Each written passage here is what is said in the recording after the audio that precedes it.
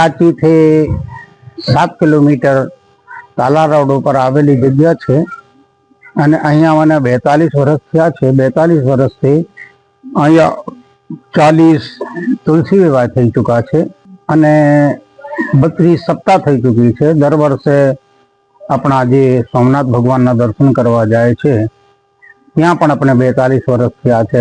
બધાય બસ અહીંયા પરમાત્માને હું પ્રાર્થના કરું છું કે આજે પુણ્ય પવિત્ર દિવસ છે, જેમને આપણે શિવરાત્રી કહીએ, મહાશિવરાત્રી કહીએ છીએ।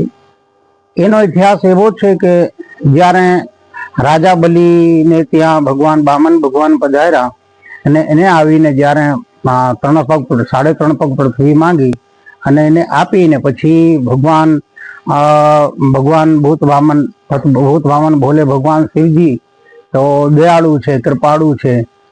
પછી એમને જો જ્યારે ભગવાન પાસેથી વરદાન માંગ્યા ત્યારે એને બાવન ભગવાનને 3 પગ પૃથ્વી આપી। પછી એને પાસેથી જ્યારે વરદાનનું કીધું કે વરદાન માંગો, ત્યારે એને કીધું કે હું પાતાળ લોકમાં રહું પણ અમારી રક્ષા તમારે ત્રણેય દેવતાઓને પગી તરીકે, મતલબ ત્યાં જે છે ને પગી તરીકે આપને અહીંયા રહેવાનું છે। 4 મહિનાનો બારો છે। જેમ કે નિમી 11 દિવસે ભગવાન વિષ્ણુ પાતાળ લોકમાં પધારે છે અને પાતાળ લોકથી પછી સીધા ભગવાન તુલસી વિવાહ એટલે ભગવાન વિષ્ણુનો મુખ્ય દિવસ છે, તેને આપણે જે 11 કહીએ છીએ ને, દેવ દિવાળી, દેવઉઠી 11, ભગવાન ત્યાંથી જોવાના પધારે છે। પછી ત્યાર પછી ભગવાન શિવજી વહી જાય છે પાતાળ લોક। એ પછી આજે શિવરાત્રીને દિવસે બહાર નીકળે છે। બીજો એવો આપણો ઇતિહાસ છે કે આજને દિવસે ભગવાન આ પૃથ્વી પર શિવજી શિવલિંગ ને માટે પોતે જ પધાર્યા હતા। ત્રીજો એવો ઇતિહાસ છે કે આજે જ્યારે એનો પ્રાગટ્ય થયો હતો જે તે સમયમાં, તો આજનો જ એ દિવસ છે। તો 2 થી 3 ઇતિહાસો છે। મુખ્યતઃ એ ઇતિહાસ છે કે આજે શિવરાત્રીનો દિવસ છે। આજે ભગવાન શિવજીનો મહાન દિવસને દિવસે આજે એમના અભિષેક થાય છે। આજે એમની લગ્ન વિધિ પણ કરે છે। આજે વ્યક્તિઓ નાના પ્રકારથી આજે ભગવાન શિવજીનો શિવ મહોત્સવ ઉજવે છે। આપણે ભુલેશ્વર દાદાને આશ્રમમાં પણ શિવ મહોત્સવ ઉજવવામાં આવે છે। રાત્રિમાં 12 થી 3 और 3 થી 6, 6 થી 9, હમણાં જ 12 વાગે ભૂદેવો બધાઈ ગયા છે। તો આજે અખંડ અહીંયા શિવ અભિષેક ચાલે છે। આજે રાત્રિમાં 9 થી 12, 12 થી 3 પાછા પણ અભિષેક છે। તો એ આજે શિવ મહાપૂજા પણ ચાલુ છે। આજે ભગવાન શિવજીનો આપણે બસ આશ્રમની અંદરમાં તો શું છે, જે અભિષેક ચાલે એ સારું છે, સરસ છે, પણ અહીંયાનો ભુલેશ્વરનો મુખ્ય મહત્વ છે ભૂखे को भोजन प्यासे को पानी, यही भुलेश्वर की वाणी। तो भुलेश्वर दादाની જગ્યાની અંદરમાં કોઈ પણ વ્યક્તિ પધારે, કોઈ પણ વ્યક્તિ આવે ચાલીને, એમને ભુલેશ્વર દાદાનો કહેવાનું છે કે ફલારી તું એ લોકોને ભોજન આપ, તારે બીજી કોઈ ચિંતા કરવાનું નથી।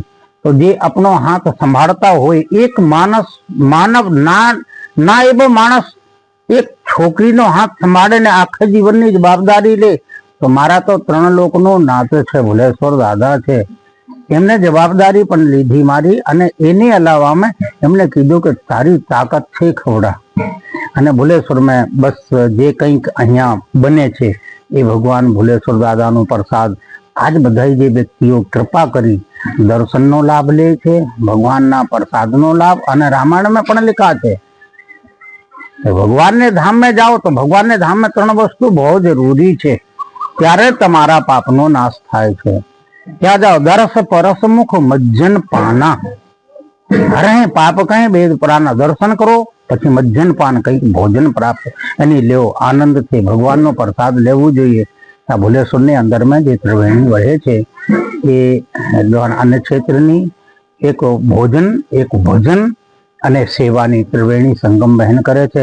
અને હું ભગવાન પાસે પ્રાર્થના કરું છું કે હે ભુલેશ્વર દાદા, આવી જ અખંડ જો હે ના જે ત્રિવેણી બહે છે એ બહત રહે, બસ એ જ સાથે હું સાધુ છું। બધાનો એક જ મારો ભાવના છે કે અમારી અંદરથી પણ આ બધાની ભાવના રહે કે બધા સુખી રહે. તો સર્વે ભંતુ સુખના સર્વે સંતુ નિરામયા સર્વે ભદ્રાણી પશ્યંતિ માં કસ્તો ભાવ. એ જ હું પ્રાર્થના કરું છું. પ્રાર્થના સાથે જય શ્રી. આ જગ્યા અતિ પૌરાણિક છે. આપણા શાસ્ત્રોમાં અને જે આપણા ઋષિ મુનિઓ છે એમાં વિશ્વામિત્રની આ તપોભૂમિ છે. ઋષિ વિશ્વામિત્રએ અહીંયા વર્ષો સુધી તપ કરેલું છે. એટલી પૌરાણિક અને પ્રભાવશાળી આ જગ્યા છે કે જ્યાં તમને વારંવાર આવવાની ઈચ્છા થાય. હું દર વર્ષે આવું છું. વર્ષમાં જ્યારે પણ અહીંથી નીકળું ત્યારે પણ ભુલેશ્વર દાદાના દર્શન કરવા આવું છું અને શિવરાત્રીના દિવસે તો અચૂક જ આવું છું. આ જગ્યાએ જ્યાં શિવલિંગ છે ત્યાં સ્વયંભૂ પેટાળમાંથી જ ગંગા પ્રગટ થાય છે અને વર્ષના 6 મહિના તો આ નદી પોતે જ મહાદેવ ઉપર અભિષેક કરે છે. જે અભિષેક સતત ચાલુ રહે છે. ખૂબ જ પ્રભાવશાળી અને અતિ પૌરાણિક જગ્યા છે. દરેક ભક્તજનોને વારંવાર અહીં આવવા માટેનું પણ મારું આહવાન છે. અહીં વર્ષમાં દર વર્ષે સપ્તાહનું પણ કમલદાસ બાપુ ફલાહારી બાપુ દ્વારા આયોજન કરવામાં આવે છે. શિવરાત્રીને દિવસે પણ રાતના પણ અહીંયા પુષ્કળ પ્રમાણમાં લોકો દર્શનાર્થે આવે છે.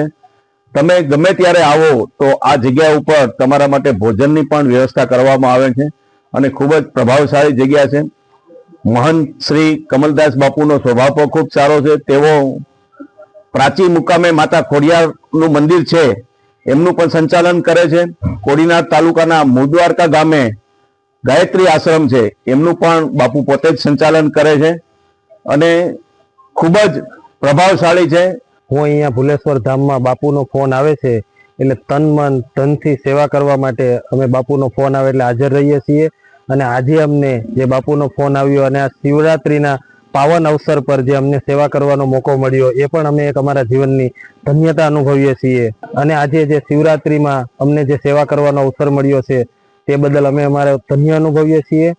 અને અહીંયા આવા ઘણા પ્રસંગો થતા હોય છે તો અમને બાપુનો ફોન આવે છે તો અમે સેવા કરવા માટે અહીંયા તત્પર રહીએ છીએ અને એક આ સેવાનો અવસર અમને પણ મળે છે.